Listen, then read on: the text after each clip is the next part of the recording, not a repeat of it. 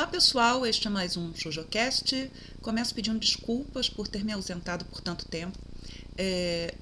Não foi por minha vontade, né? Eu simplesmente tive problemas para gravar vídeos, e aí junta problemas, junta também um certo cansaço. Imaginar que eu vou ter que editar o vídeo e que isso vai me tomar muito tempo. Mas eu não fiquei ausente da internet, né? Quem acompanha o Shoujo Café, que é o blog, sabe que eu escrevi bastante para lá, né? Quase todos os dias tem um post novo, fiz várias resenhas, inclusive, de mangás que saíram recentemente, fiz vários planejamentos de vídeo que eu acabei não executando. Mas eu decidi que eu preciso voltar e preciso, né, comentar algo que foi assunto da semana, senão deixa de ser interessante. Ainda que eu pudesse voltar a isso, né, em outro momento, porque é algo que vai estar sempre presente. Mas, enfim, qual vai ser o assunto, os dois, né, principais assuntos desse ShoujoCast? Comentar o mangá de Watashi no Shawase Kekkon, que saiu pela Panini, né, e finalmente eu tenho meu volume aqui. Eu fiz a resenha para o blog, eu vou colocar o link para a resenha. Tá? Para quem não sabe, há toda uma playlist desta série, Meu Casamento Feliz, Watashi no Shawase Kekkon, porque é uma série que eu gosto bastante, com todos os problemas que ela tem. Ainda em Watashi no Shawase Kekkon, eu vou comentar, porque eu já estava para comentar há muito tempo, o artbook da série, que foi publicado nos Estados Unidos, né, e que eu me dei de presente no meu aniversário, mas chegou muito depois do meu aniversário. Meu aniversário é 5 de fevereiro, então eu quero fazer alguns comentários sobre o artbook. Tá? E o outro, né, assunto é sobre uma mentira que circulou durante a semana e que chegou até mim, né, por conta de uma pessoa que eu considero muito bem informada e que tinha caído naquela história porque, enfim, o que estava sendo dito lhe agradava, né, e por conta disso a pessoa repercutiu aquilo. E se trata, né, da história de que o autor, e olha que Frieren tem dois autores, né, deste mangá que faz muito sucesso, deste anime, né, que faz muito sucesso, Sousou no Frieren, né, que o autor teria dito que não há personagens negras no seu mangá, porque, enfim, né, ele está falando da Europa medieval e não da Europa moderna. Essa discussão, né, a respeito, né, da presença de pessoas negras, né, já ia ser meu assunto, se não hoje, em outro momento, por conta de um artigo que saiu na Inglaterra comentando a nova adaptação de Orgulho e Preconceito da Netflix. Então, essa segunda parte do programa eu vou falar como historiadora, e uma historiadora feminista que tem uma visão extremamente, né, crítica a respeito desses discursos, né, sobre um passado branco, principalmente porque eles se prestam a determinados objetivos políticos. Mas, enfim, vamos lá. Espero que o programa seja satisfatório para vocês. Estou muito feliz de estar de volta. Se você não sabe o que é o Watashi no Shawase Kekkon, eu vou dar um resuminho, né, da história. Né?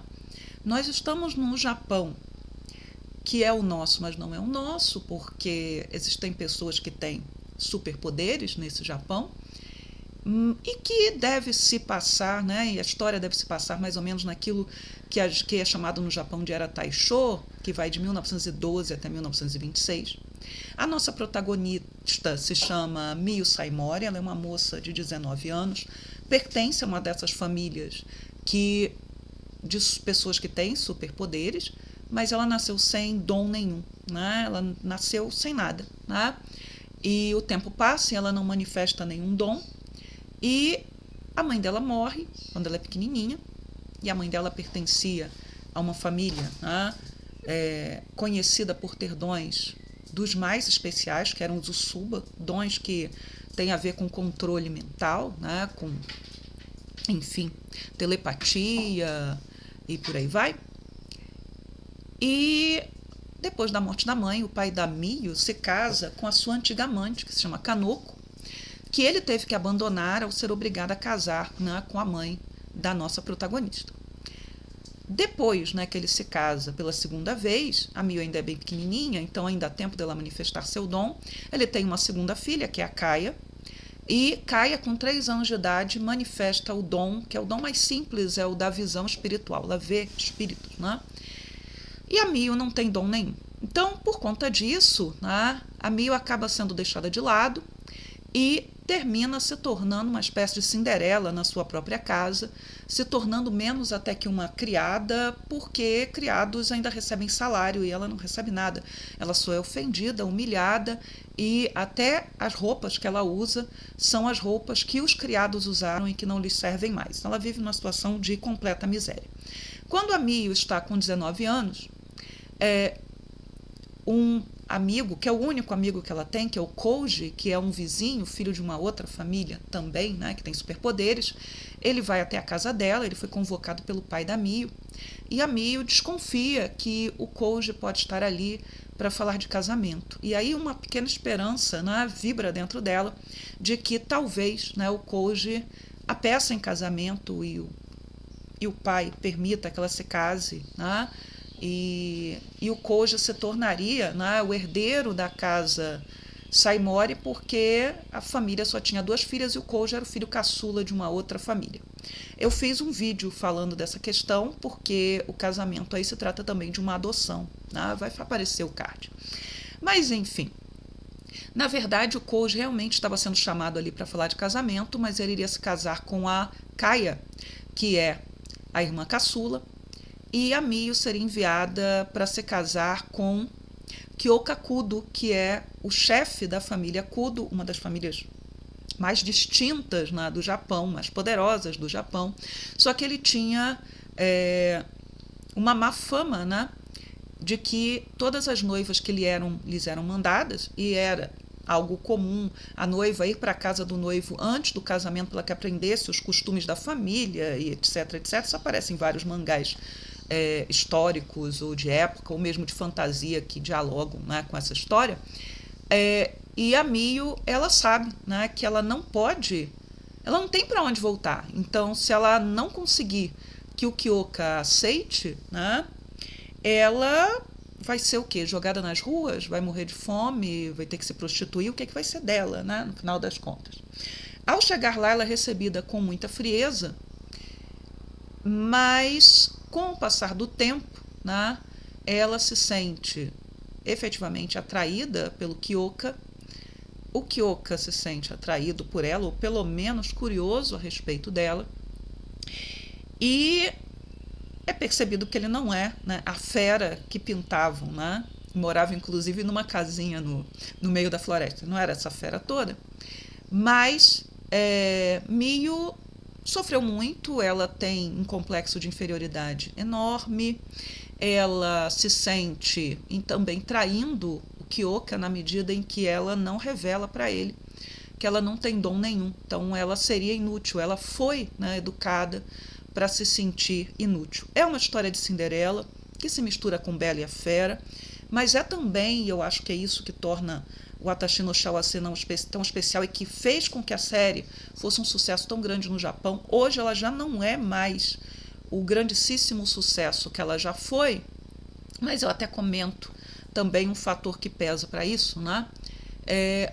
Mas é porque ela é muito, muito, muito coerente, muito boa em retratar como se sente uma pessoa que sofre abuso emocional dentro da família e que talvez dialogue com a leitora, que além de querer ver uma bela história de romance que se passa num ambiente, né, de época distante dos nossos dias, uma história, né, que caminha lentamente, que também, né, se conecta também com essa sensação de abuso, de abandono e de como as feridas da Mio vão se cicatrizando. Muito bem. A autora, né, original de Watashi no Shawase Nakekon é a Kumi Agitogi. Ela começou a publicar o livro, né, online em capítulos. Tem um site no Japão que é de onde saem boa parte dessas light novels que fazem sucesso, que viram anime, enfim, né? É tipo, quero ser um novelista, ou quero ser uma novelista. Então as editoras vão lá e pescam, né, aquelas histórias que acham melhor. Então ela começou a publicar em 2018 e o primeiro livro sai em janeiro de 2019. Mas este mangá, né, que é da Rito Kosaka, ele já começa a sair em dezembro de 2018, tá? E o character design original é o da capista, que é a Tsukino Tsukioka.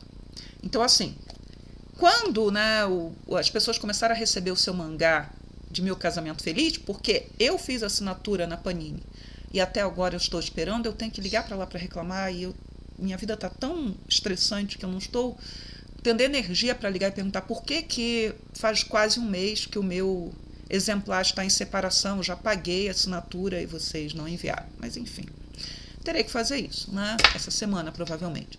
Eu comprei o meu volume na Livraria Leitura, né? Aqui em Brasília, há várias livrarias Leitura.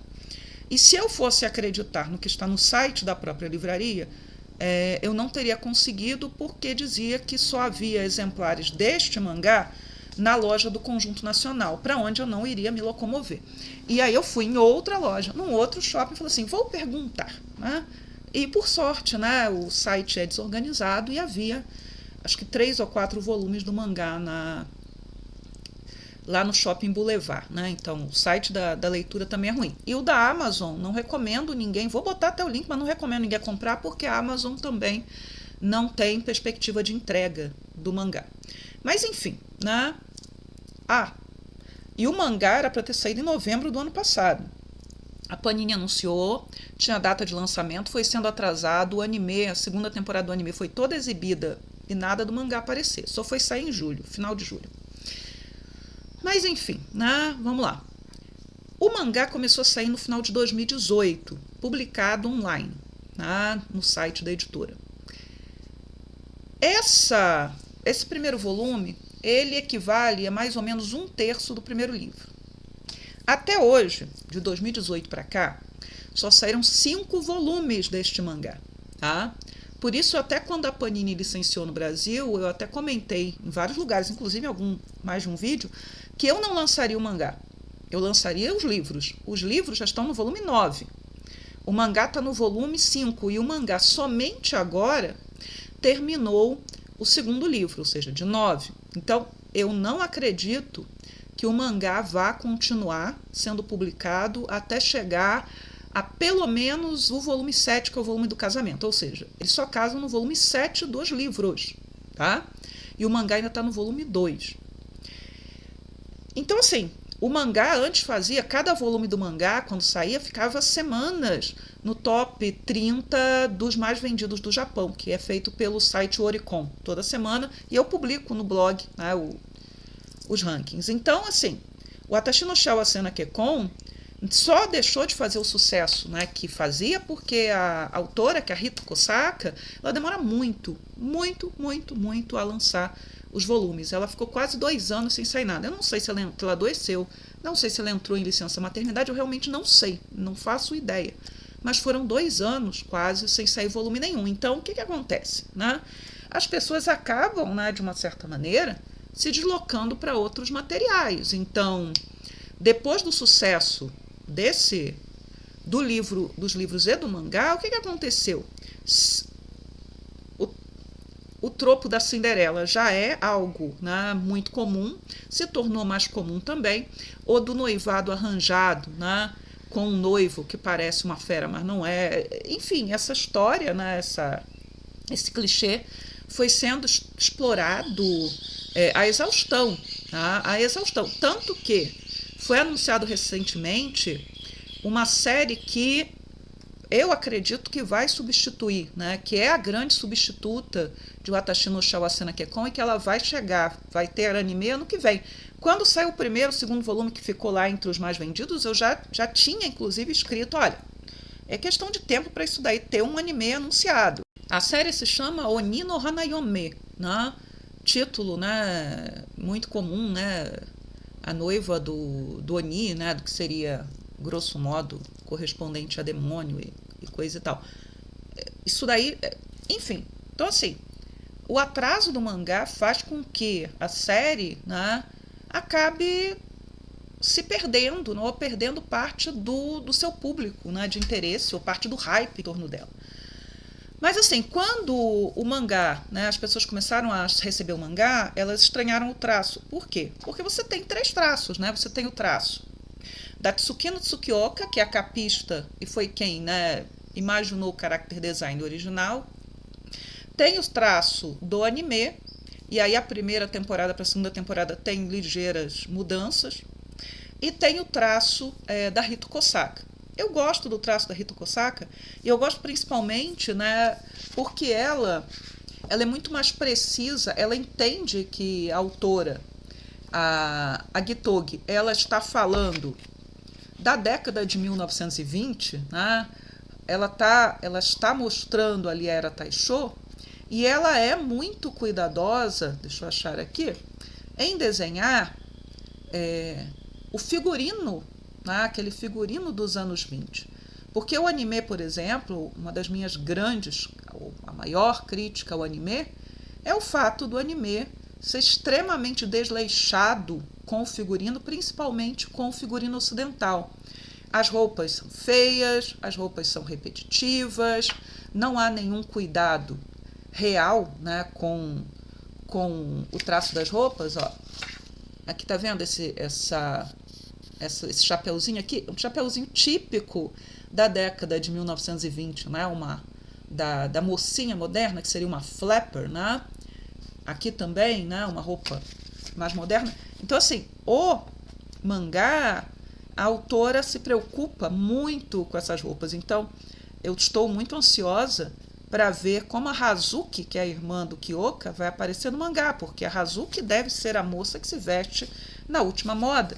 Assim como a mãe do Kyoka, né, que não vai aparecer vestida com aquelas roupas que parecem da tia-avó do desenho da Candy Candy, que são roupas do século XIX. A mãe do Kyoka, que é, né, um dos motivos pelos quais ele tem uma aversão ao casamento e até quase aversão às mulheres, é porque ele tem uma péssima relação com a mãe do Kyoka é extremamente vaidosa. Né? Ela se vestiria naquilo que seria a última moda para as mulheres da idade dela e da posição dela. Ela jamais estaria vestida com uma roupa que não faz sentido. Então, assim, o anime ele é péssimo para roupas. A Rito Kosaka, não, ela é muito, ela se esmera muito na roupa, na ambientação.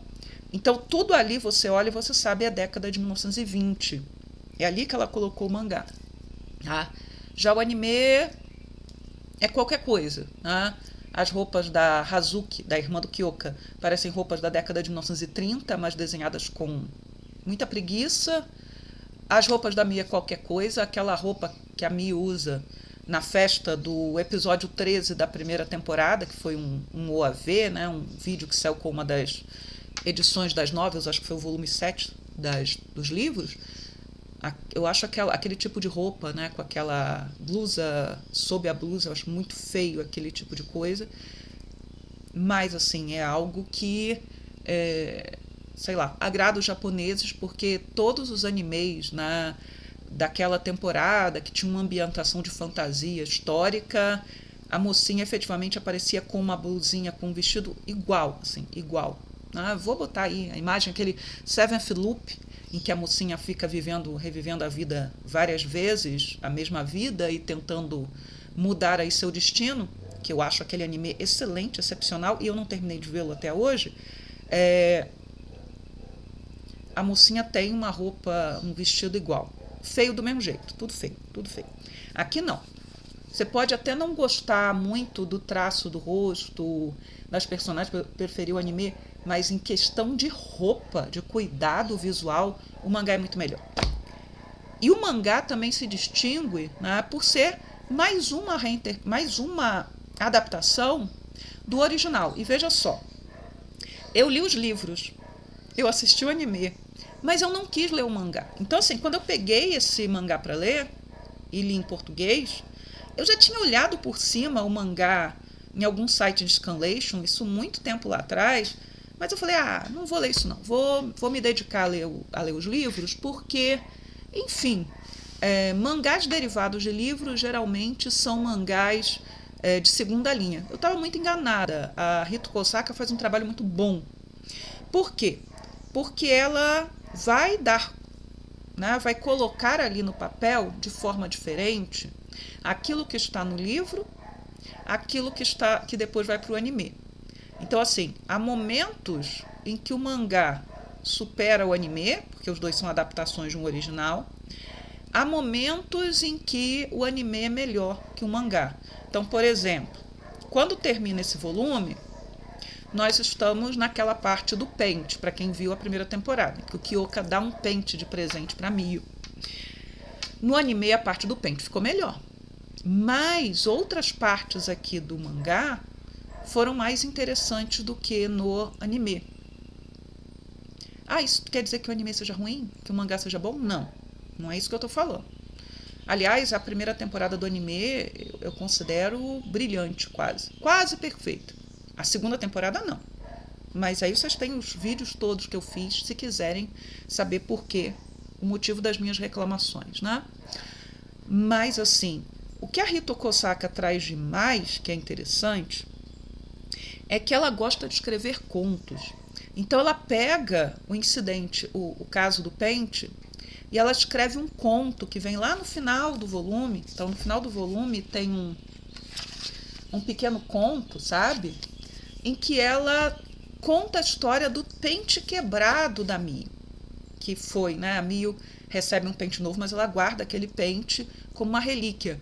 E aí, né, acho que no anime ou no livro, como não fica muito clara a origem daquele pente, eu cheguei a imaginar que aquele pente pudesse ser ainda alguma coisa que tivesse sobrado das coisas da mãe da Mio, porque enfim, a madrasta, né, a Kanoko, tinha destruído ou jogado fora ou se apropriado de tudo que era da mãe da Mio. Então, de repente, teria ficado um pente quebrado. Mas não, o pente quebrado, para Hitoko Osaka, tem uma outra origem. Algo que o mangá também se distingue e que é interessante é que ele é muito efetivo em colocar os pensamentos das personagens. O que elas estão pensando e colocar isso no papel. Então, como a Mio está pensando, e a Mio no mangá, ela parece muito mais inferiorizada em relação à irmã, a Kaia, porque em vários momentos ela vai repetir que a Kaia que deveria ser a noiva do Kyoka, que ela seria a noiva ideal para o Kyoka, porque ela é refinada, porque ela é bonita, porque ela tem o dom. Aí é interessante, né? Porque ao ressaltar tanto isso, fica parecendo que o mangá, além de ser um mangá de Cinderela, que dialoga com a Bela e a Fera, é um mangá de noiva substituta. É e não é.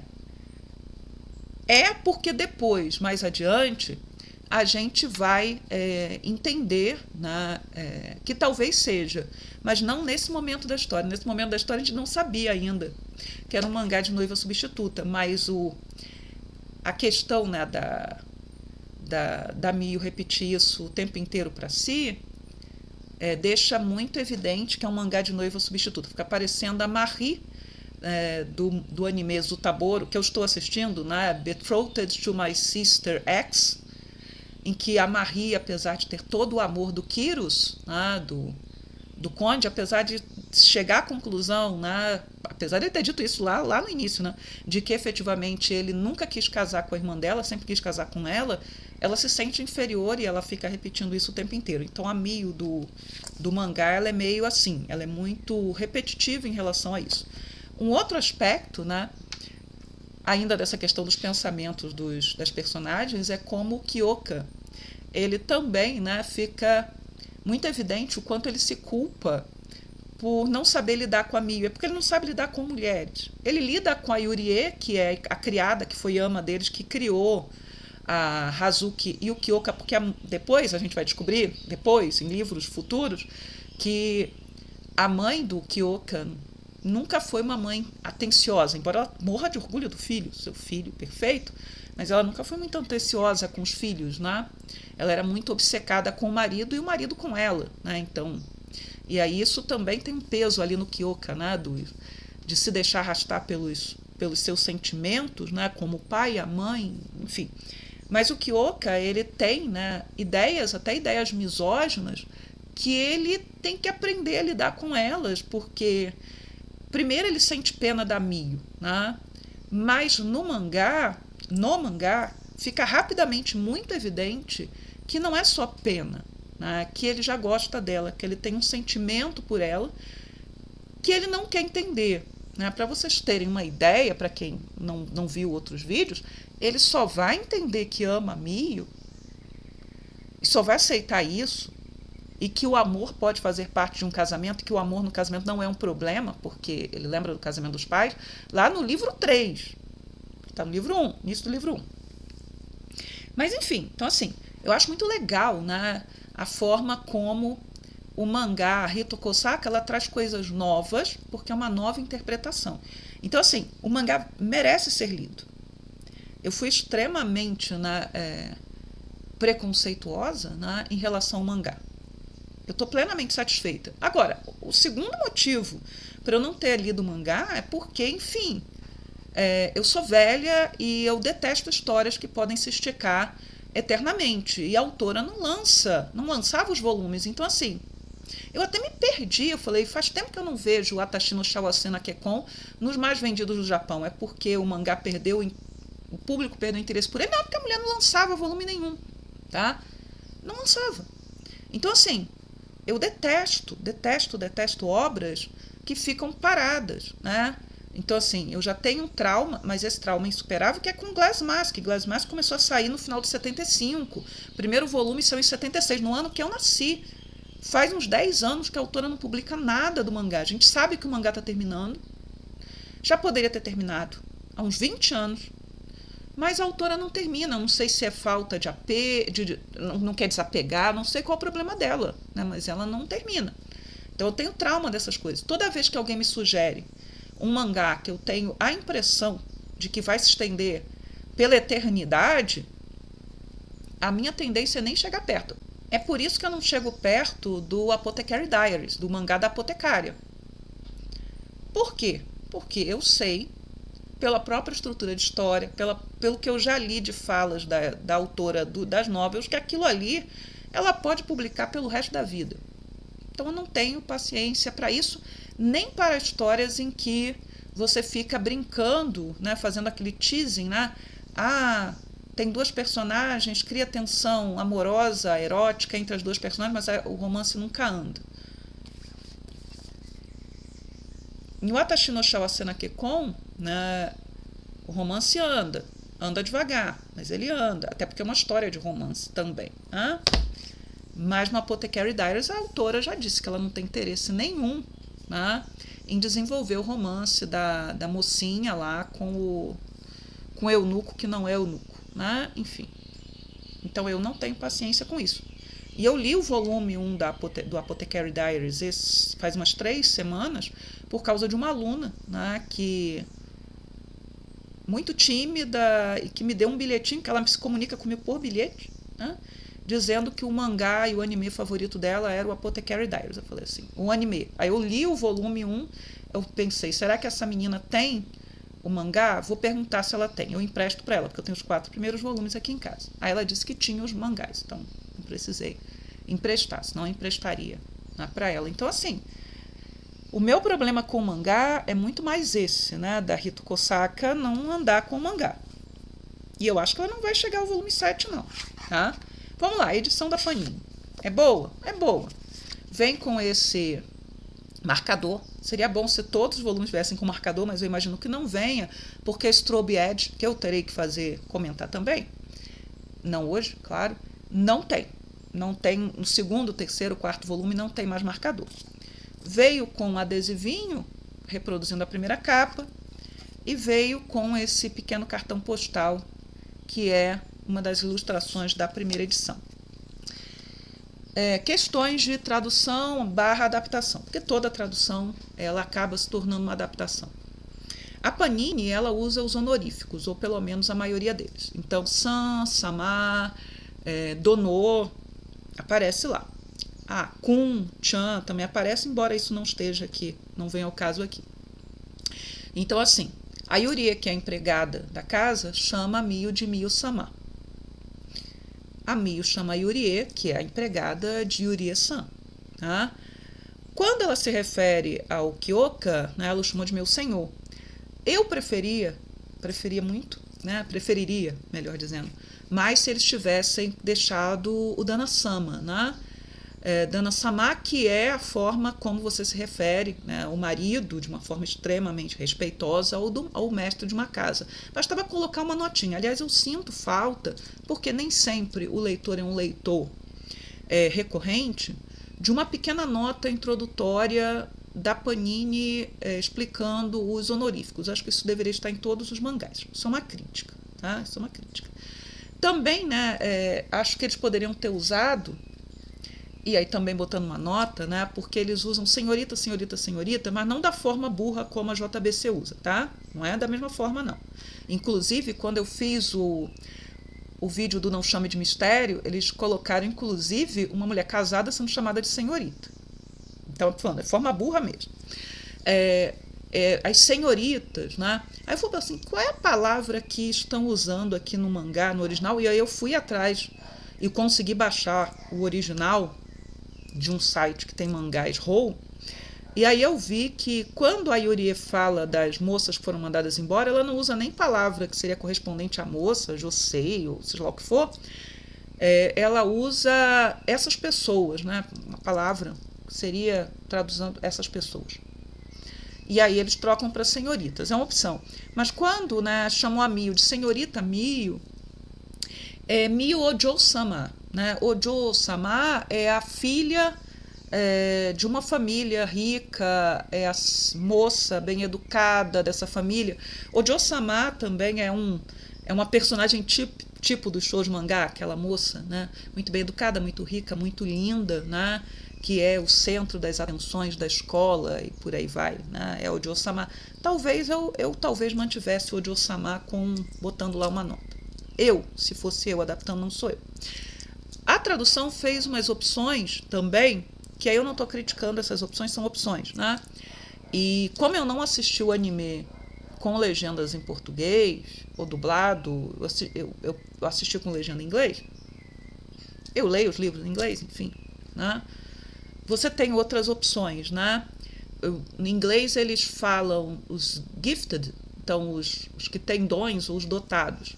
A Panini optou por chamar essas pessoas de sobrenaturais, optou por chamar o dom de talento, se não me engano. Talento ou poder. Deveria ter até anotado aqui. Eu prefiro falar dom, né? Mas enfim, são opções, né?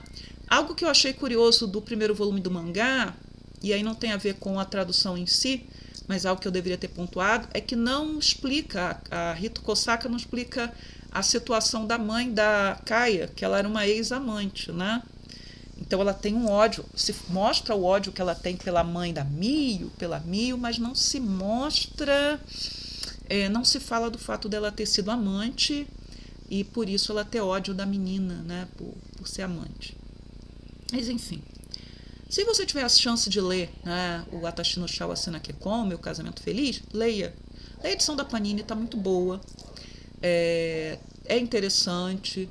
Você talvez se surpreenda com o traço, como eu falei, porque se você começou pelo anime, mas pense que é uma outra leitura, e é uma leitura até que veio antes, né?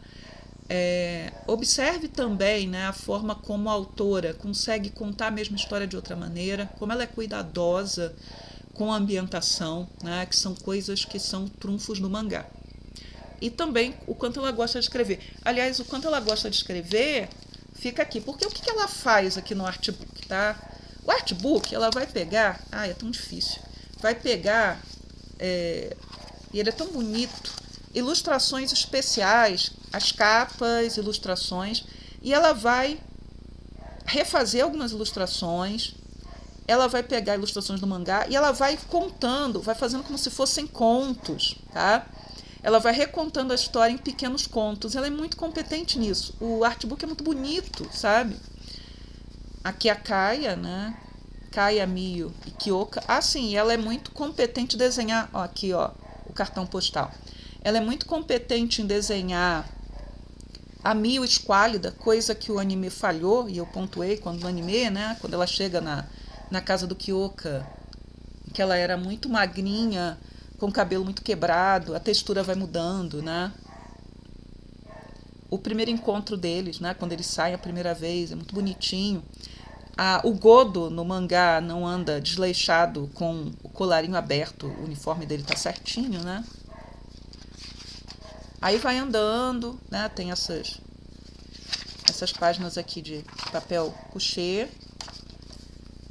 Aqui a Mio já tá com o cabelo mais bonitinho, né? Quando Kyoka começa a ver que ela é bonita, essa é a capa, se não me engano, do volume 2, essa capa em azul.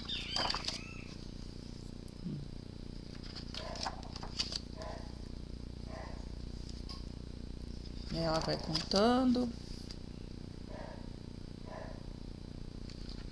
O Koji no mangá não tem nenhuma chance. Ela traz também ilustrações de campanhas especiais, né, que aconteceram, né, e que dão brindes, né, para quem compra em determinadas lojas. Aqui é tipo, ó, é como se fosse um retrato, né, de casal, a Mio sentada e o Kyoka. Aqui é o irmão do Koji, eu sempre esqueço o nome dele, né? Aqui é o Koji, com a roupa aberta, né? Com desleixado, mas na primeira aparição dele no mangá ele não tá desleixado, não. Né? Aqui já um outro. A Kaia e a Mio, né? Aqui.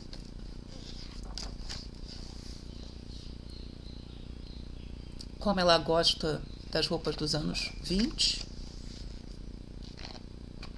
E é fácil baixar esse artbook, tá? Porque como o meu estava demorando demais, eu consegui baixar o artbook. Eu tenho esse artbook no computador. Procurando, vocês acham, tá? Cada bloco de texto desse, ela recontando a história, uma parte da história. Aqui também acho que é uma das capas de um dos volumes. Há volumes que tem duas capas, porque teve edição normal e edição especial. Algumas ilustrações foram reproduzidas no anime, com o traço do anime. Aqui a Hazuki, o marido da Hazuki, né? O príncipe e outros. Mais ilustração. Eu vou até o final, tá? Espero que não esteja chato. Aqui uma roupa de baile, que é uma roupa do século XIX. Essa roupa, década de 1870, talvez, para 1880. Ninguém é perfeito, né? Apesar dela gostar da década de 1820. Aqui o Kyoka e o príncipe, quando adolescentes, né? Porque eles estudaram juntos, eles são amigos, né? De fato. Aqui os olhos da Mio, né? Tem uma parte do mangá que o Kyoka vai descrevendo quanto os olhos da Mio são vazios, né? Que é quando ela nunca sorriu, ela não sorriu ainda, ele quer que ela sorria, né? Ele quer, mas ele não sabe o que quer, né? E então ela vai sorrir no próximo volume, né? Que foi um momento muito especial do mangá. Aqui o Kyoka, menino, garotinho.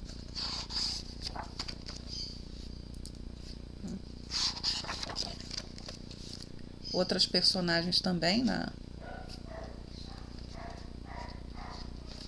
Tem que manter aqui, senão vocês não conseguem ver, né?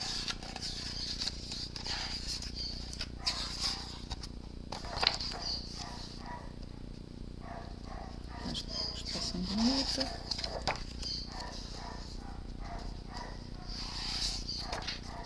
E ela demorou tanto para soltar o mangá, os volumes, que o artbook chega até o volume 5, ilustrações até do volume 5, se não me engano.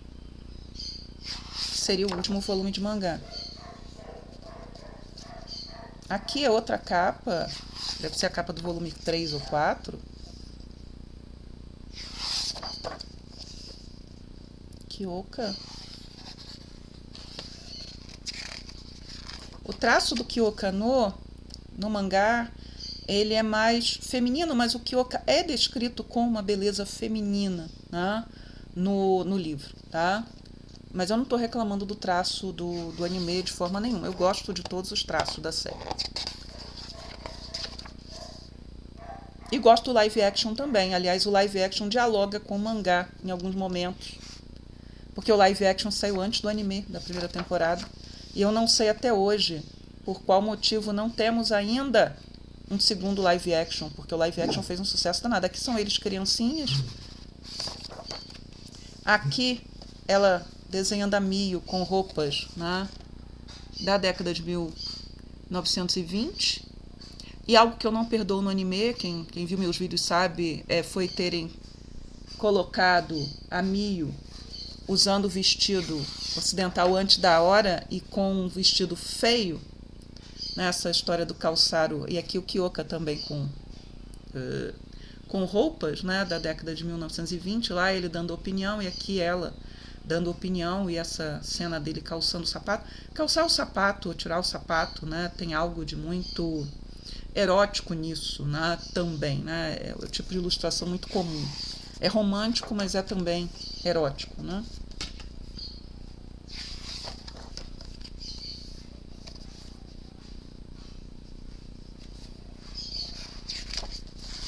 Já estou chegando no final. Isso aqui também é uma capa, né? E aqui, ó, é o making of das capas, né? Ou desta capa em especial. Então, a Tsukino Tsukioka é das novelas, né? A Rita Kosaka desenha muito bem. Né? E aquela dizendo, são os comentários dela sobre cada ilustração e por aí vai. É um artbook muito bonito, é um artbook muito rico. Ele saiu na Alemanha, eles são nos Estados Unidos, não sei se eles são na França ou na Itália também, aí realmente eu não sei, mas na Alemanha eu sei que saiu. E seria, né, algo muito legal de se ver no Brasil, mas eu não imagino esse artbook saindo por aqui, tá?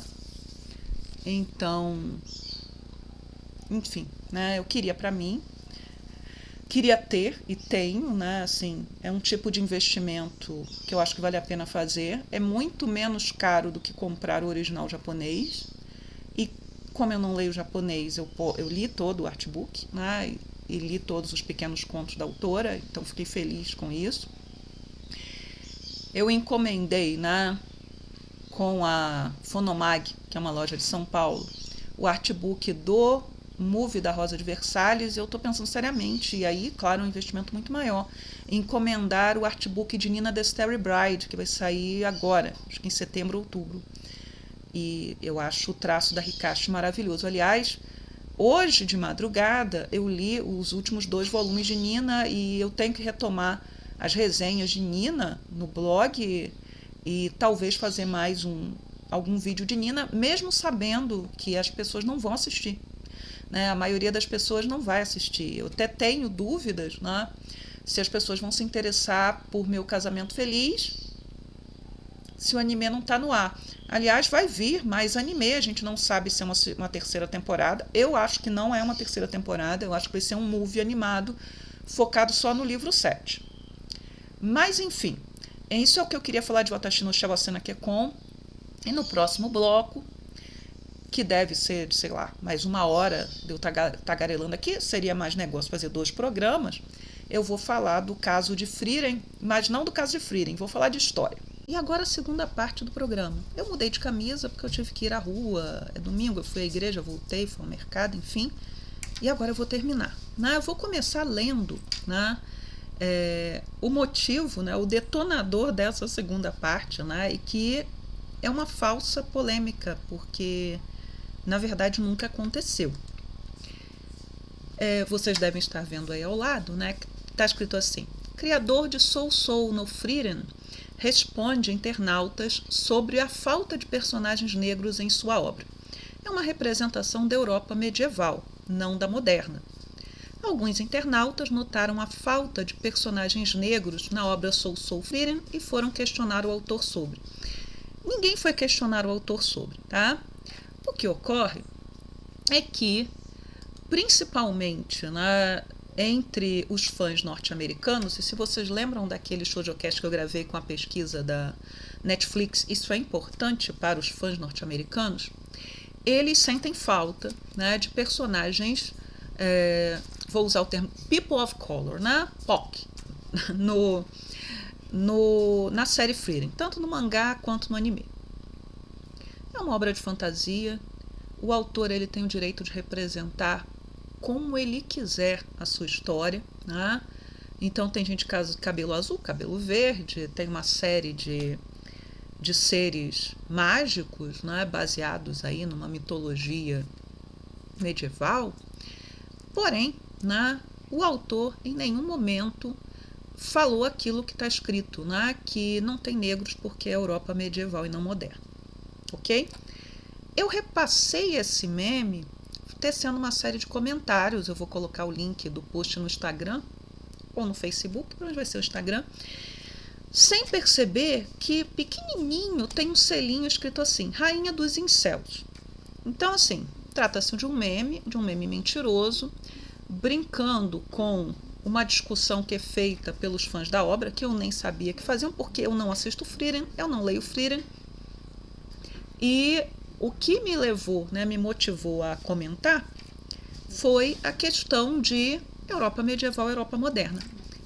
Para quem não sabe, né, eu sou medievalista, tá?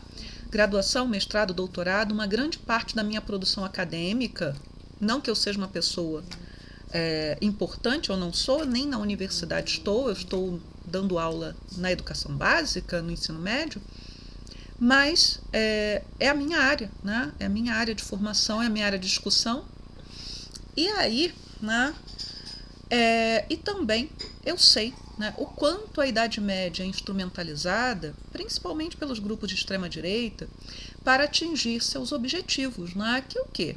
Criar uma ideia de um passado idealizado, sem conflito, de um passado branco, de um passado cristão, católico à moda deles, de um passado no qual as mulheres não tinham voz, e poderiam ser submetidas a quaisquer tipos de violência sem problema nenhum, né? Eu já escrevi sobre isso no blog, tá? Só que quando a gente vai à história de verdade, então fontes escritas, iconografia, então fontes, né, imagéticas, e a arqueologia, a gente percebe, né, que existe uma presença, né, considerável de elementos não brancos, em boa parte, né, pessoas do norte da África, que não seriam brancas a princípio, e até de lugares mais distantes, nas necrópoles medievais. O que são necrópoles? São os lugares que você de enterramento, tá?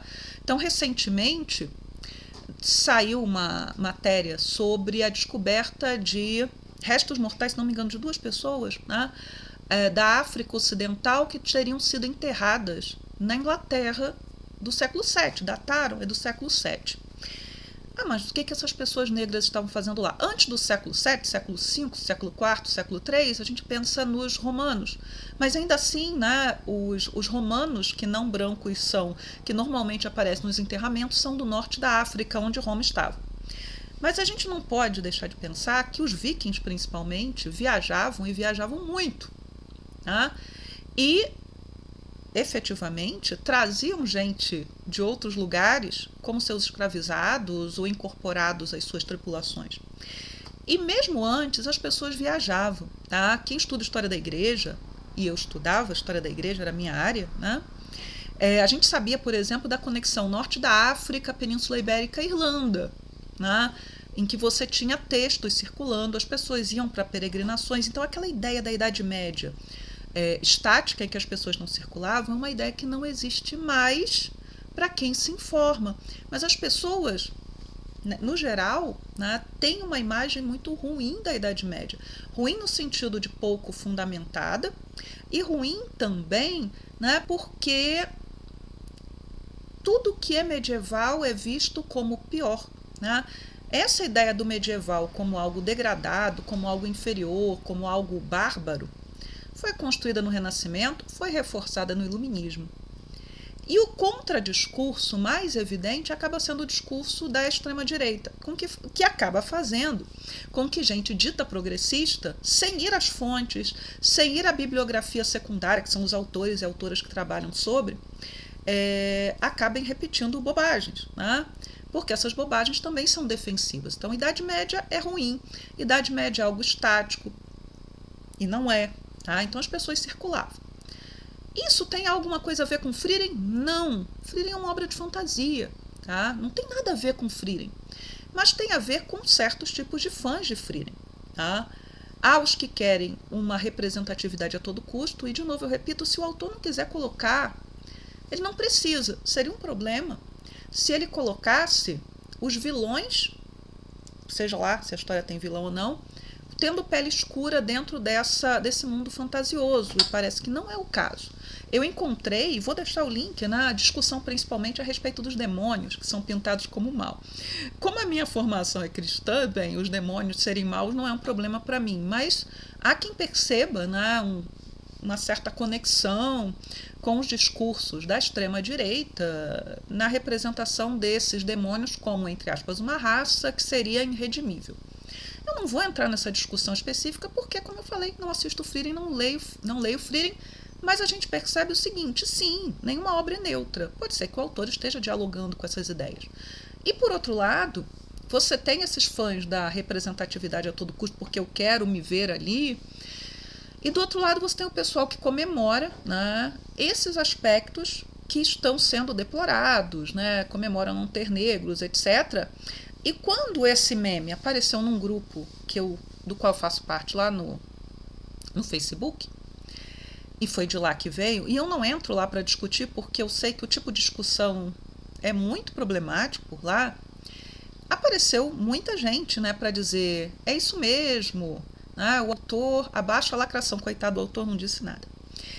Abaixo a lacração, e outros, né? A história se passa na Alemanha. Eu até fui na Wikipedia, né, de Frieren, e Frieren, eu não vou me perder, podem ter certeza, é um mangá tão indicado, tão premiado, que no verbete da Wikipedia em inglês tem uma coisa que só acontece normalmente em verbetes de grandes filmes, né? Em que você tem lá um box inteiro de... esse mangá foi indicado para o prêmio tal, ganhou esse, não ganhou esse, ganhou aquele, e também o anime. Então, assim, é uma obra muito conceituada, é uma obra muito importante, um dos maiores sucessos do shonen dos últimos, talvez, 15 anos. E aí, né, o pessoal... E aí, lá na Wikipedia está dizendo que a inspiração do autor é no folclore alemão. E aí o pessoal, né, do grupo, alguém chegou e repetiu isso, né, tá na Wikipedia, inclusive, talvez o autor tenha dito que se inspirou no folclore alemão. E principalmente na Alemanha não havia negros, né? Não havia negros, a maioria das pessoas nunca viram um negro na vida, e imagino que sim, a maioria dos europeus medievais, e lembrem aí, Idade Média, né?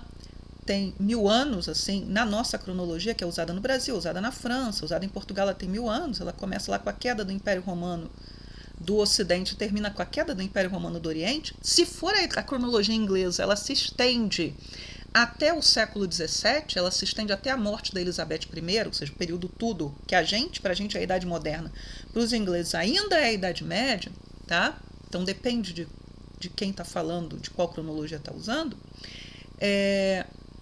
que a maioria das pessoas nunca tinham visto alguém negro. Eu concordo, provavelmente não, tá? Mas isso não quer dizer que pessoas que não eram brancas não estivessem lá, tá? Seja livres ou escravizadas ou em quais condições. Eu tenho um livrinho, que eu fiz inclusive um vídeo do TikTok sobre ele, vou deixar, chamado African Europeans, que é de uma historiadora, né, que leciona na Inglaterra.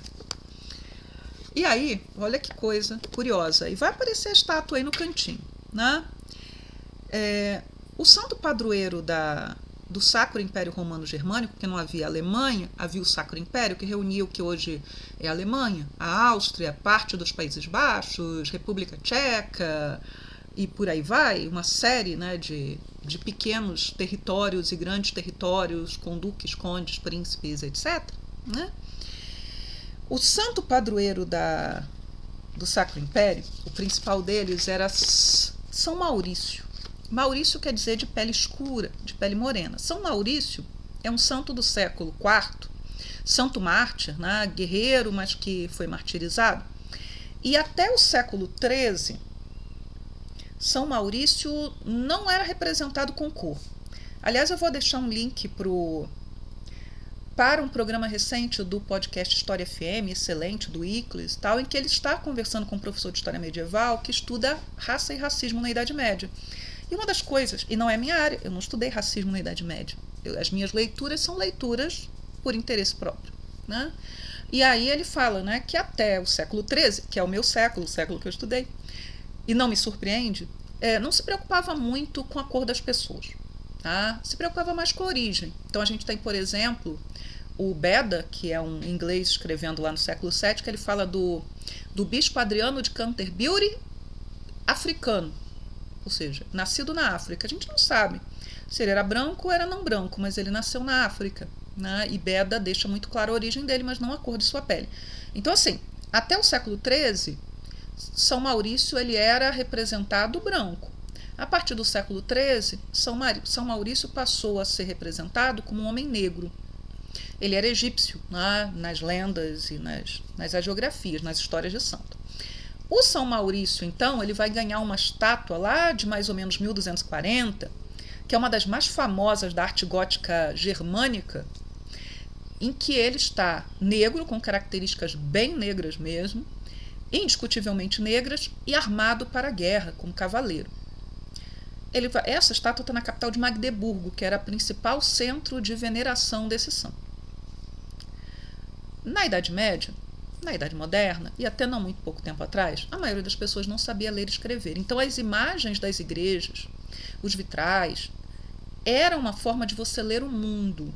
Então tá ali um santo negro. E o São Maurício não é o único, mas veja, ele era um dos santos mais importantes do Sacro Império da Alemanha. Então isso quer dizer que mesmo que você não tivesse visto uma pessoa negra na sua vida, você sabia que eles existiam.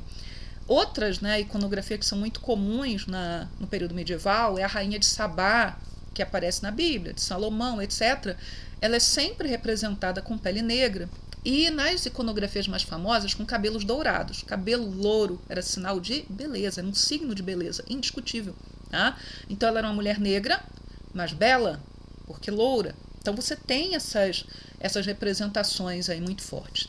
A época em que o São Maurício vira negro, ela é muito curiosa, porque é o governo do imperador Frederico II, Hohenstaufen, que era chamado de Stupor Mundi, né? Maravilha do mundo, que era um sujeito que falava 6 idiomas, latim, árabe, grego, o siciliano, o italiano antigo da Sicília, porque ele era imperador alemão, mas a mãe dele era normanda, viking, que governava a Sicília, a família dela. Ele falava o alemão antigo de determinada região, porque havia vários alemães ali a falar, e falava também uma das formas antigas do francês. Então era um sujeito extremamente culto, que foi rei de Jerusalém, que participou, né, ativamente de 2 cruzadas, a quinta e a sexta, né, e a quinta foi ao Egito, que tinha na sua corte homens negros, árabes, judeus. Era uma corte plural, diversa. Olha, estamos aí no século XIII. Ele provavelmente foi um dos incentivadores dessa mudança do São Maurício para se tornar uma figura negra. Tá? Ele excursionou pelo seu império, até porque ele fez guerras, ele tinha que se fazer presente, ele tinha que se fazer visto. Ele teve que enfrentar a revolta do filho mais velho, né? Que ele mandou prender e o menino morre na prisão. Ele era só 16 anos mais velho que o filho mais velho, né? E ele que teria incentivado, e a própria ideia das cruzadas teria tornado, né, para esse mundo europeu medieval, aberto uma visão para outros povos e outras culturas e outras etnias, etc. Então, assim, gente, se vocês tropeçarem em alguém que diga que a Idade Média europeia é branca, ela não era tão branca assim. E claro, né, que na Península Ibérica e no sul da Europa, muito provavelmente a presença de pessoas não brancas era maior. Seja porque você tinha... a Península Ibérica esteve durante muito tempo na mão do Império Árabe muçulmano e depois das fragmentações continuou na mão dos muçulmanos. E houve um determinado momento que a maioria desses muçulmanos que estavam na Península Ibérica vieram do norte da África, lugar de grande miscigenação étnica. No sul da Europa, a escravidão permanecia e o comércio era intenso, então havia comércio com o Oriente, comércio com o norte da África, a presença de pessoas escravizadas. Escravidão na Idade Média não tem cor, que fique claro, não tem cor, como na Antiguidade greco-romana também não tinha cor. Mas você tem aí, né, uma sociedade muito mais dinâmica. Então, assim, o que eu percebi ali nessa discussão, primeiro, né, e eu errei ao tomar como verdade o meme, mas como eu vi que era uma pessoa que eu confiava bastante que tinha repassado, eu cometi um erro, mas eu tenho responsabilidade social como professora, né, de história, de trazer essas questões. Eu não posso simplesmente comprar isso como verdade e deixar lá, né? Então eu acabei, né, levantando todas as discussões. A maioria, né, das referências para os mangás de fantasia medieval é RPG. É Tolkien, RPG, etc. Não é literatura de verdade, não é fonte histórica. Tem problema nisso? Não, não tem problema nisso. O problema é tomar isso como verdade e usar esse discurso, né, que é um discurso imaginativo, para tentar silenciar quem tenta apontar que há outras possibilidades ali. E há outras possibilidades. E, de novo, a Idade Média é o período da história que está em disputa nesse momento, porque ele é muito caro para os grupos de extrema-direita. E mesmo quando as pessoas parecem, né, estar preocupadas com fidelidade, a fidelidade vai até o segundo parágrafo. Elas estão preocupadas com a presença do negro, às vezes com a presença do LGBT, com a presença da mulher numa posição de poder, mas não se preocupam, por exemplo, com fidelidade de cabelo, de roupa, não se preocupam com a presença de dragão, de figuras místicas. Isso nunca é um problema, tá? Da mesma maneira, aqueles que cobram fidelidade, muitas vezes, não têm nenhum pudor em abrir mão dessa fidelidade se a coisa lhe agradar ou for do seu interesse, tá? O que eu peço para vocês é que fiquem atentos aos discursos, mas eu não terminei. Eu estava falando de Idade Média, né? Mas eu vou ler, e vou ler o artigo inteiro. Um artigo que saiu na Inglaterra, no The Telegraph. Esse artigo, né, que eu já tinha feito post antes dessa história de Frieren, né? Ele veio antes, eu achei curioso porque é a mesma ideia, é a mesma discussão, falando, né, criticando o que seriam essas produções de cinema e TV que teriam uma diversidade racial, trariam diversidade racial. Tá? A discussão é a mesma, a discussão parece bem intencionada, mas ela não é bem intencionada. Ela é uma discussão carregada, né, de ideias que estão ligadas a essa extrema-direita que tem muita voz hoje, né? E que às vezes acaba arrastando gente bem intencionada que não percebe o quão problemáticos são esses discursos. Tá? O artigo, né, do The Telegraph, ele se intitula o seguinte, eu vou ler ele todinho e vou deixar o link. Eu fiz a tradução para o blog, né? Deixo o link em inglês e o link para o blog. Se até Orgulho e Preconceito precisa ter um elenco diverso, o drama de época em inglês está morto. Os chefões da TV podem achar que estão sendo inclusivos, mas receio que haja dois pequenos problemas. O autor do texto é o Mark Deacon, né? E eu vou falar dele depois que eu ler, né, o artigo dele. Então, já li o título e vamos ao texto. É curtinho. Há 5 anos, o site da BBC publicou um artigo com o título "Está na hora de o drama de época totalmente branco ser extinto?" Bem, vou deixar o link para vocês desse artigo também. Bem, agora está claro. Hoje em dia, todo drama de época tem um elenco etnicamente diverso, independentemente de quando se passa a década de 1920, Wicked Little Letters, a década de 1530, Wolf Hall, The Mirror and the Light, até 1066, King and Conqueror, a próxima série da BBC sobre a Batalha de Hastings. Portanto, não foi surpresa ler esta semana que a nova adaptação de Orgulho e Preconceito da Netflix também terá um elenco diverso. Pessoalmente, acho essa tendência fascinante. Produtores de dramas de época sempre se esforçam ao máximo para garantir que figurinos, móveis e decoração pareçam escrupulosamente autênticos. No entanto, quando se trata de escolher elenco, eles fazem o oposto e fingem que, 200, 500 ou 1000 anos atrás, a Inglaterra é tão multicultural quanto é na década de 2020. Eles morreriam de vergonha se, ao fundo, os espectadores vissem um conjunto de painéis solares ou 2 linhas amarelas, mas anglo-saxões negros, sem problema algum. É uma combinação peculiar. Se decidimos que a verossimilhança histórica não importa mais no elenco, certamente deveríamos ser consistentes e decidir que ela também não importa mais nas roupas ou no comportamento.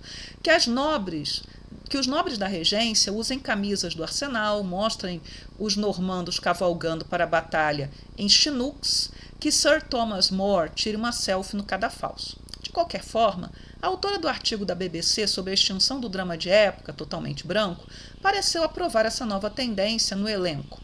Finalmente, escreveu ela, a indústria está demonstrando que o drama de época é um gênero no qual a diversidade racial pode ser refletida e celebrada. Tudo isso é muito bom. O problema é que dá a impressão de que diversidade racial tem sido celebrada ao longo da nossa história. Para os espectadores, isso deve ser intrigante. Nos últimos anos, ouvimos incessantemente que o passado da Grã-Bretanha foi vergonhosamente racista. No entanto, os dramas de época nos dizem que era uma utopia multicultural, na qual pessoas de todas as raças eram bem-vindas em todos os níveis da sociedade. Ainda assim, não devemos reclamar. Tenho certeza de que essa abordagem daltônica para o elenco se aplica igualmente a todos. Aguardo ansiosamente que a BBC transmita um drama de época sobre Windrush, no qual os passageiros principais são interpretados por Hugh Grant e Keira Knightley. Windrush é o navio que começa uma grande onda de migração jamaicana da Jamaica, que era a colônia britânica, para a Inglaterra no pós-Segunda Guerra. Para vocês terem a dimensão da coisa que ele está falando aqui. Mas vamos lá. Pegando o artigo que eu acabei de ler como um ponto de partida, eu acho que vocês perceberam que ele dialoga com a história do Frieren, lá do autor que não disse o que supostamente disseram que ele disse. Vamos por partes como esquartejador. O artigo, eu acho que ele é pertinente quando ele levanta a seguinte questão. Isso acontece em várias produções contemporâneas, que inclusive eu resenhei lá no blog, como Enola Holmes. Você cria, querendo estabelecer, criar um material que seja mais agradável para um público que se sente excluído, você acaba distorcendo a história da seguinte maneira. Você elimina tensões, você elimina o fato de que mesmo pessoas que não eram brancas, que acabavam sendo bem-sucedidas em sociedades no passado, às vezes tinham que pagar um determinado preço, e esse preço às vezes não era um preço pequeno, tá dando reflexo aqui no meu óculos, enfim, que não era um preço pequeno a se pagar, E quando você pinta um passado sem conflito, então, por exemplo, aquele filme que é um isekai brasileiro, Perdida, que é baseado num livro. Você está num Brasil do passado, onde não há escravidão, e que eles estão mais ou menos em 1830, e ao mesmo tempo ele parece ser colorblind. O que é colorblind? São séries, são filmes nos quais as cores dos atores, a etnia dos atores, não importa porque ninguém tem cor. Exemplo, a Persuasão da Netflix. Ninguém ali tem cor. Você tem um elenco diverso, mas a princípio eles estão ali todos interpretando Persuasão. Isso é muito mais comum no teatro e já há muito tempo.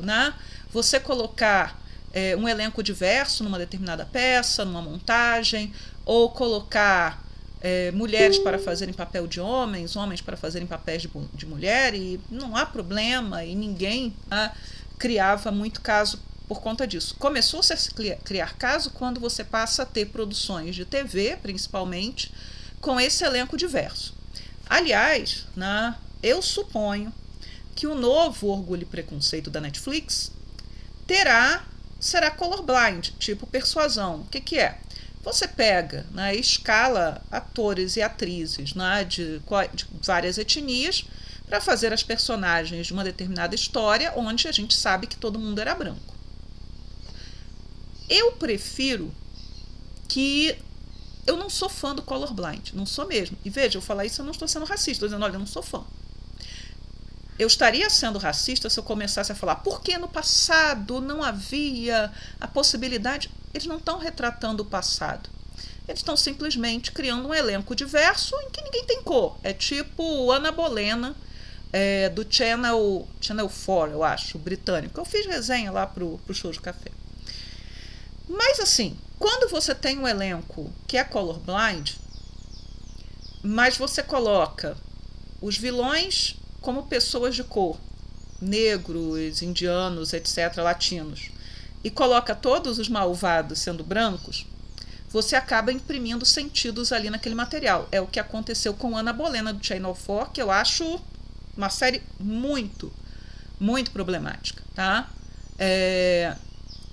No caso, quando você supostamente está representando o passado como ele aconteceu, e você coloca um passado sem racismo, sem conflito, às vezes com as mulheres, né, tendo possibilidades, oportunidades que elas não teriam, ou que para terem elas teriam que fazer muitos sacrifícios, você está pintando um passado sem conflito que pode ser muito aconchegante para quem não quer ver grandes dramas terríveis, mas acaba sim passando uma visão equivocada do passado. Eu, como historiadora, vejo isso um problema, porque isso também pode se prestar a um discurso extremista que vai pegar esse material e vai falar, tá vendo? Eles ficam reclamando do racismo, mas no passado, olha como é que todo mundo se dava bem nesse passado, olha como esse passado era harmônico. Por outro lado, né, quando você opta, seja por essas distorções, tentando colocar pessoas, né, não brancas em posições que elas não estariam, mulheres em posição que elas não estariam, pessoas LGBTQIA, PN+, sem temerem, né, viver abertamente, né, o seu amor, a sua paixão, seja lá o que for,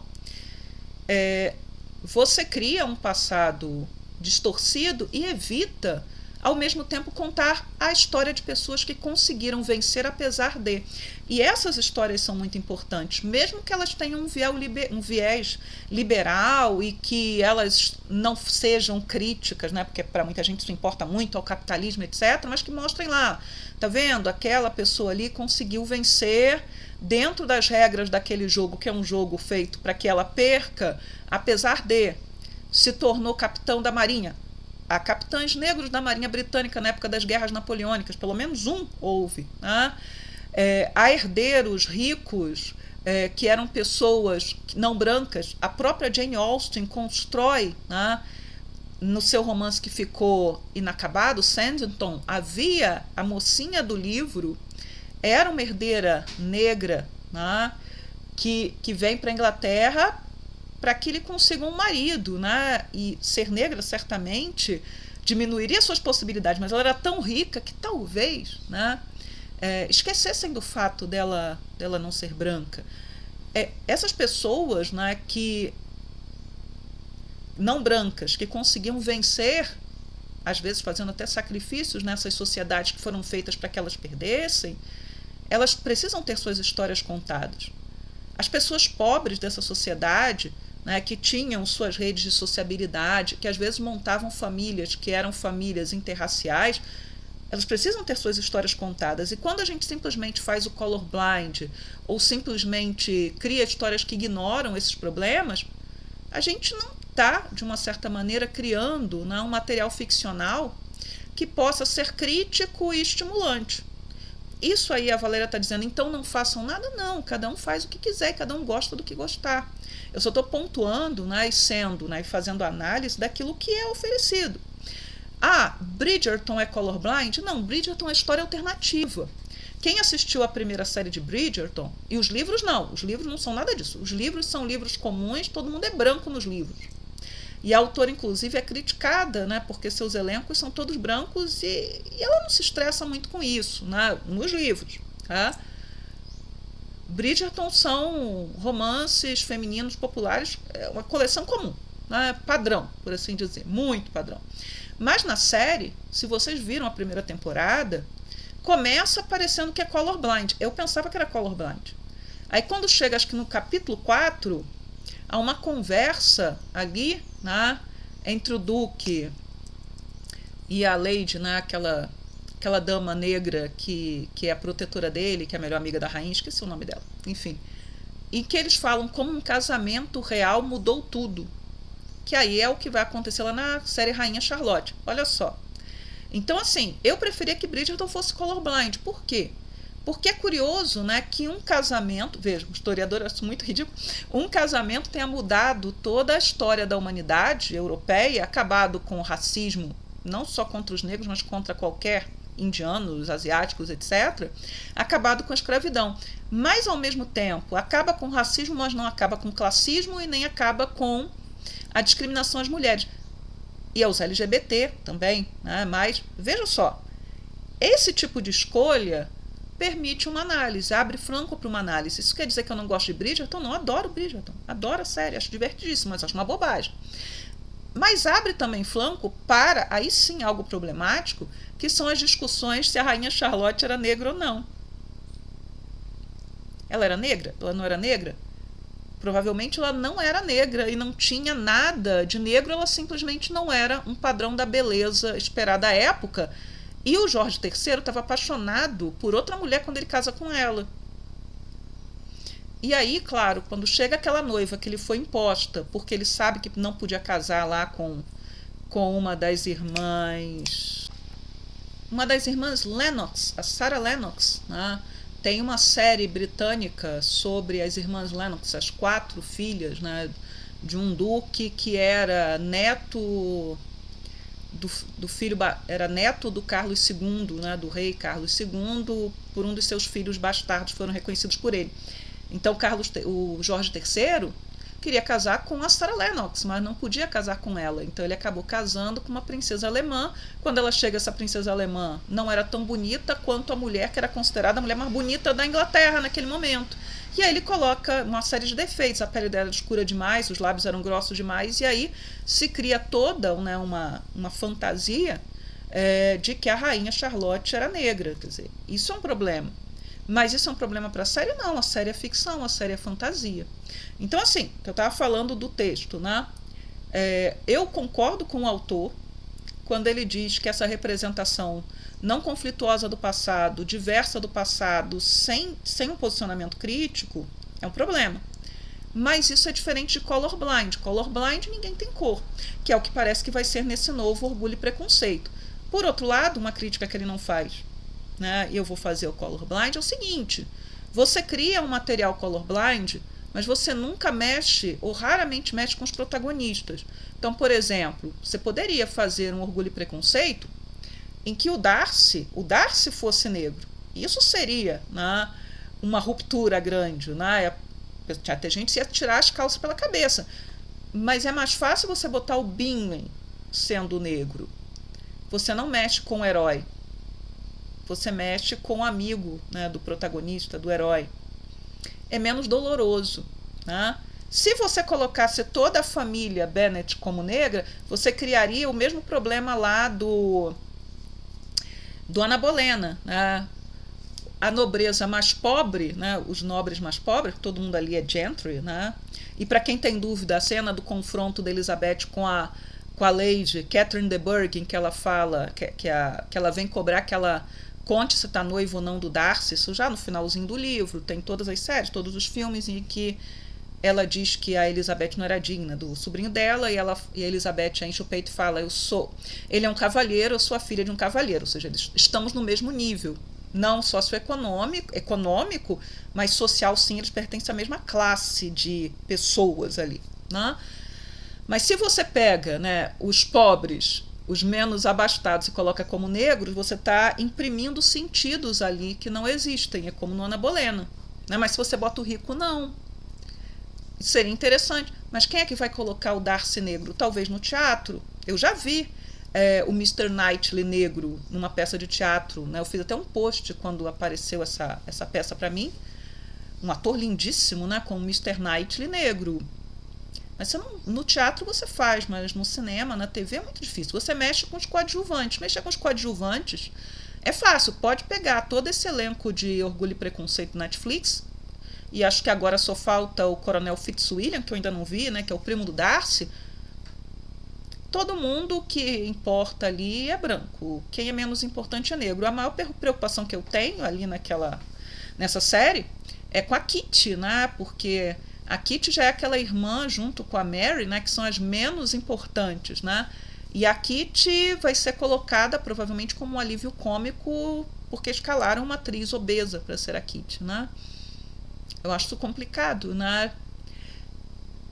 Enfim, mas é o que está.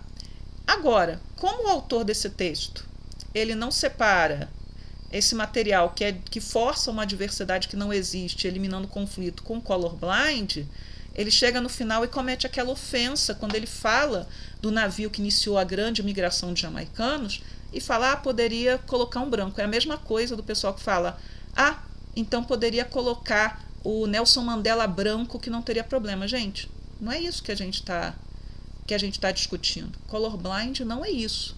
E quantas séries, quantos filmes, né, são focados em pessoas negras ou indianas ou latinas, enfim, pessoas que não são brancas no cinema, na TV britânica ou norte-americana? Muito pouco, tá? Então, ferver em pouca água, como se você tivesse uma inundação de materiais, né, e tudo estivesse... A maioria das produções continuam seguindo o mesmo padrão de sempre. Hoje, talvez, né, com certeza se produza mais material com protagonistas que não são brancos, mas em histórias que são histórias em que efetivamente eles não precisam ser brancos. E eu nunca vi a mesma indignação quando, por exemplo, você pega e faz o que fizeram com Jogos Vorazes. Eu li todos os livros, tá? Menos esse último que saiu agora, que está muito caro em inglês, mas eu vou ler, porque eu li todos em inglês, então quero ler em inglês, então não vou comprar em português. Jogos Vorazes, né, a Katniss, ela é muito bem descrita no livro. Ela é morena, seu rosto, né, sua pele tem cor de oliva, seu cabelo é preto. Escalaram uma atriz branca, de olhos azuis, pintaram seu cabelo louro de preto e eu não vi grande gritaria. Porque normalmente não há gritaria quando você escala mal, né, propositalmente personagens que seriam de cor. O novo Morro dos Ventos Uivantes escalou o sujeito que é um dos mais, né, elogiados atores do momento, esqueci o primeiro nome dele, mas o sobrenome é Elordi, né, para ser o Heathcliff, quando a gente está em 2025 e o Heathcliff poderia ser interpretado, né, por um ator latino, moreno, ou por um ator indiano. Eu sei que houve uma discussão lá no Twitter semana passada e listaram todos os atores indianos, paquistaneses que poderiam ser o Heathcliff, e eu fiquei fascinada, né, com a quantidade de atores competentes e lindos, né, que poderiam ser o Heathcliff. Mas para quê? Você vai colocar o cara que está na crista da onda, que vai atrair atenção e que a diretora, né, já se trabalhou com ele, Sandburn, é isso? Saltburn, que eu não vi, né, mas eu vi todas as resenhas, li todas as críticas, né, sobre o quanto esse filme foi, né, considerado, né, moderno, chocante, etc. E quem viu o trailer do novo Morro dos Ventos Uivantes sabe que vai na mesma linha, né, de ser chocante e de impactar, né? É feito para impacto, é feito para você cortar material para botar no TikTok, por aí vai. Vai ser isso. E vai ser um sucesso, gente. Vai ser um sucesso. Vocês podem acreditar que vai ser um sucesso. Enfim.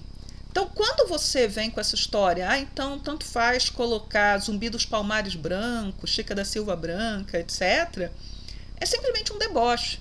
Né? Um deboche, porque, por exemplo, no caso lá desse autor do texto, do The Telegraph, ele está falando da grande migração jamaicana, e que eu saiba, só existe uma série da BBC sobre a grande migração, que é Small Island. Eu fiz resenha sobre ela. É uma série boa, tem problemas, mas é uma série boa. Então, assim, você querer comparar a quantidade de material protagonizado por personagens brancas, históricas, brancas, com o mínimo que você tem com personagens não brancas, é ofensivo. Mas aí você vai ver, e eu fui ver, obviamente, quando eu fui traduzir, o que esse autor produz, né? Esse autor, por exemplo, tem textos atacando, né, chamando o pessoal que critica o genocídio em Gaza, porque está acontecendo um genocídio em Gaza, tá? A ONU falou, várias organizações falaram, Médicos Sem Fronteiras, etc. O genocídio em Gaza, ele chama esse pessoal de antissemita. Ele considera J.K. Rowling heroína porque está lutando contra a ditadura trans. Então, É claro que esse sujeito vai ter uma posição racista. Assim, né? E uma das coisas, quando ele fala daquele King and Conqueror, é uma série, né, sobre a invasão da Inglaterra por Guilherme o Conquistador e o que deixou, né, chocado, e o texto dele saiu antes, né, talvez ele tenha feito até um texto depois sobre isso, mas saiu no trailer, era o fato de haver um soldado no meio dos normandos, dos vikings, que era negro, né, um só, um único soldado. E aí, né, eu fui para a discussão, que é a discussão que estava num perfil de Idade Média, olha, voltamos à Idade Média, mas eu estou terminando, né? Chamado Actuel Moyen Âge, que é em francês, lá no Twitter, excelente perfil, né, em que ele fala assim, ausência de evidência não é evidência de ausência. Isso é o que a minha orientadora de doutorado, a Tânia Navarro, chama de história do possível, né? Às vezes a gente já vai com uma interpretação pronta sem olhar as fontes. E aí ele vai dizer o seguinte, né, em relação ao soldado, né, ao soldado normando negro, viking, portanto. É improvável que você tivesse um soldado negro no meio dos vikings? É improvável. É impossível? Não. Os vikings circulavam pelo mundo inteiro e poderiam ter, sim, incorporado pessoas negras, até em caráter excepcional, né? Por ter salvo um chefe, por algum motivo, está lá no meio deles. Isso não é relevante. Mas a terceiro ponto, por que está se importando? Não é ficção? Se fosse todo mundo azul de bolinhas roxas, teria problema? É ficção.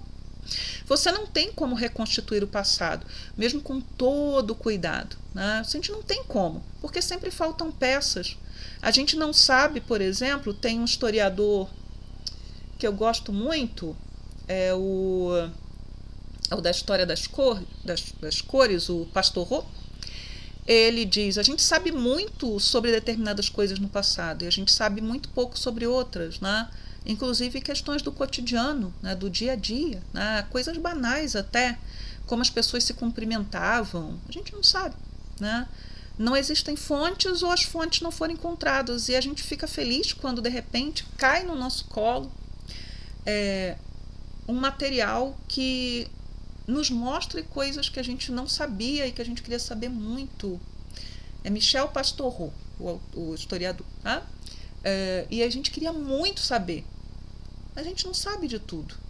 Então, essa busca por fidelidade, se perguntem aí quem está pedindo, por que está pedindo e qual o contexto disso, né? A novidade não é o acontecimento, mas é o que está no entorno desse acontecimento. Que no caso, né, eu estou mal citando aí o Foucault. Então há coisas que acontecem desde sempre, mas por que certas coisas que acontecem desde sempre, elas estão gerando tanta celeuma hoje? O que está acontecendo no entorno para que isso se torne um problema, para que isso se torne alguma coisa? Então, voltando lá no início, né, o autor de Frieden, que eu botei o nome para aparecer em algum lugar, eu não decorei o autor, ele não disse coisa nenhuma a respeito da Idade Média. Ele está compondo uma obra de ficção muito bem sucedida e que é abraçada e tem um monte de fãs, mas há fãs muito malucos de Frieden que ficam exigindo mais do que o autor quer oferecer. Isso é um problema. Ou, por outro lado, projetam interpretações no autor que talvez ele não esteja querendo... não esteja pensando isso. É um problema? Não. Faz fanfic, faz fanart. A internet é livre e tem que ser mesmo, né? Você tem uma coisa chamada headcanon, então na minha cabeça é assim. Isso não quer dizer que seja assim, mas eu vou fazer as minhas histórias, os meus fanarts, eu vou promover essa versão que eu gostaria que fosse, né? Quantas vezes a gente lê um livro, assiste alguma coisa e fala assim, poxa, eu queria que o caminho não fosse esse, eu queria que esses coadjuvantes tivessem mais espaço, eles não têm. O que te impede de ir lá e fazer? E a partir do ir lá e fazer, é uma homenagem ao material original e, ao mesmo tempo, permite o quê? Permite que você exercite a sua criatividade, seja como escritor, escritora, desenhista, o que quer que seja. Isso é muito legal, sabe? Isso é muito legal. Né? Não há por que se aborrecer com isso, etc. Agora, criar mentiras, difundir mentiras com objetivos políticos claros, né? No caso aí, essa fantasia da Europa branca, que nunca existiu, que as pessoas circulavam, né? As pessoas se misturavam, as pessoas se relacionavam, as pessoas às vezes, né, eram trazidas à força, né, para determinados lugares. E histórias fantásticas existem por aí que nunca foram contadas, né? E precisam ser, e seria muito legal que se fossem, né? E ficção é ficção. Por mais historicamente preciso que uma obra busque ser, e eu vou citar um dos meus livros favoritos, Pilares da Terra, é uma ficção. O autor vai criar para preencher lacunas e pode não concordar com a pesquisa histórica. Não porque o historiador ou a historiadora está errado, mas simplesmente porque aquilo não é útil para a história, não vai fazer a história andar. E eu citei o Pilares da Terra, do Ken Follett, vou citar uma questão específica ali. Isso eu li, eu ainda estava no ensino médio, foi uma matéria falando do Pilares da Terra, acho que eu estava no ensino médio, sim, estava terminando, ou seja, mais de 30 anos atrás. Então, dizia que não foi, eu estava no ensino médio não, foi quando saiu o segundo livro dele que eu li, que eu não gosto, que é Um Lugar Chamado Liberdade, que aí se passa nos Estados Unidos, mas aí ele fala do Pilares da Terra na entrevista, um pouquinho depois, estava na faculdade, 30 anos, de qualquer maneira. E aí ele diz que contratou, né, uma equipe de pesquisadores, que tinha uma chefe nessa equipe, e essa pesquisadora disse que na Idade Média britânica, pelo menos, as pessoas dormiam peladas. E aí ele, na entrevista, ele fala, não acredito nisso. Era mais frio do que é hoje, como é que as pessoas dormiam peladas? Isso é um absurdo. Eu não botei ninguém dormindo pelado. Mas é claro que ele não botou ninguém dormindo pelado. Porque quando o mocinho e a mocinha, né, o Jack e a Aliena, vão fazer amor pela primeira vez, se o Jack chegasse lá, fugido, depois de ter fugido da prisão, etc., na casa da Aliena, já encontrasse a Aliena pelada, você quebraria toda a situação que vai se construir, né, de início de intimidade, dela ter que vencer o trauma que ela tinha passado antes e ter que se desnudar para ele. Tudo isso ele não poderia construir se ela tivesse pelada. Não é nada a ver com frio, é simplesmente não se prestava à história. Mas ele não quis dizer isso, só isso. Vocês entendem o que eu estou falando? Mas enfim. Pessoal, já me estendi demais e eu vou parar por aqui.